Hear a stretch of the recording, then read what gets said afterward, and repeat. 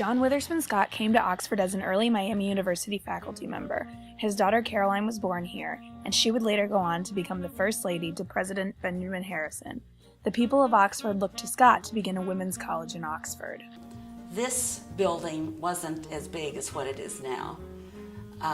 They had just built it, and it did not have any room for students to board. So Scott bought the house that was right across the street from here. When Scott came back to Oxford, there was a big old house there, and he bought it, and he also bought the house that was right behind it, and he joined the two together. So his family lived there, and also any of the girls who didn't live right in Oxford and needed a place to stay, it was a place for them to board, so they called it Scott House. Caroline and Benjamin graduated in 1852 and were married the next year at Scott House. The building was added onto, changed, and grew over the years until 1928. It became a dorm for girls. And in 1929, it was remodeled and unified with this Georgian style porch and pillars and everything, so it would look more like the rest of Miami. Most people are a little surprised that there were 3 women's colleges here in Oxford, Ohio. I mean, obviously, Miami University chartered in 1809, but people don't realize that for really its first 75 years, Miami was largely an all-male institution. Around 1988, Miami University stopped using the building, and it sat empty for about 10 years until the Oxford Community Arts Center began. We've received a very significant grant from the state of Ohio toward the exterior rehabilitation of the building.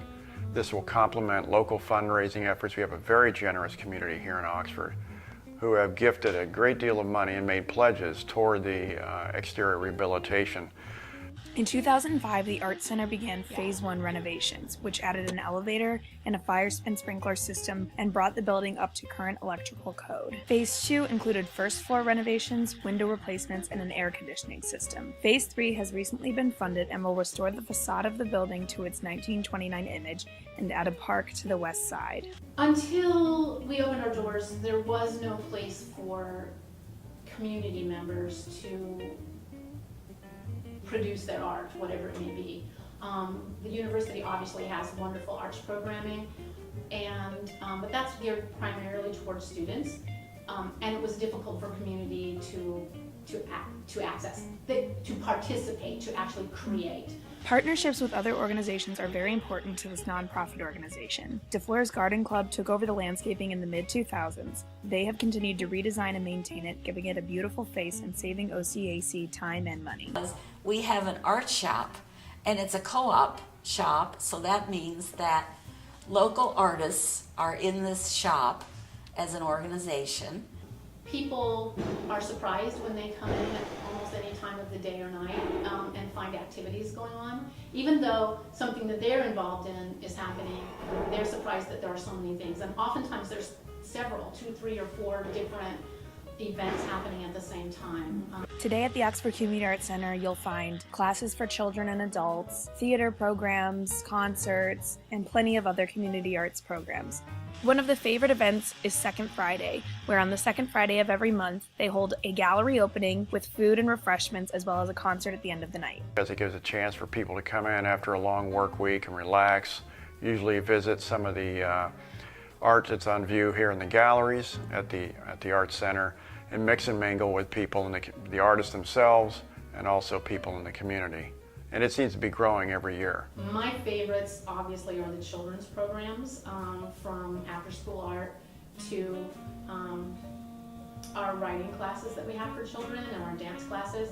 But probably the thing that just I enjoy the most is walking around a corner into the ballroom and seeing a dozen children laying on their belly in the sun writing. When that happened one day, I literally drew tears. Or to see them performing something that they've created. I always like to think that Caroline's favorite things are being carried out here.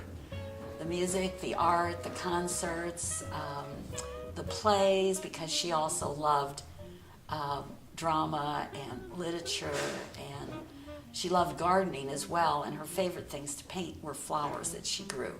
On May 9, 2014, a historical marker from the state of Ohio will be put in place outside the Oxford Community Arts Center to honor Caroline Scott Harrison and the Oxford Female Institute.